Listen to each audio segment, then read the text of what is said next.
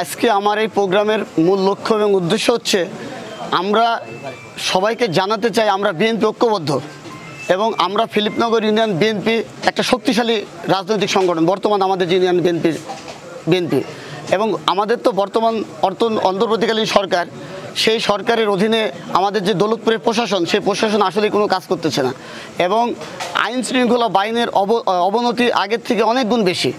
তো আমাদের যে মূল বিষয়টা হচ্ছে আমাদের কোনো অপকর্মের সঙ্গে, অশান্তির সঙ্গে কিন্তু বিএনপি জড়িত না এবং এই ফিলিপনগর ইউনিয়নে যত রকমের দুর্ঘটনাগুলো ঘটতেছে, এই যে দাঙ্গা ফ্যাসাদ বলেন বা মানে বিভিন্ন দখলদারির যে বিষয়গুলো, সেগুলোর সঙ্গে আসলে আমাদের বিএনপি জড়িত না। কিন্তু বিএনপির নাম ভাঙিয়ে এখনও পর্যন্ত যে অপশক্তি আওয়ামী লীগ কিন্তু বিভিন্ন জায়গায় এই কাজগুলো অপকর্মগুলো চালিয়ে যাচ্ছে।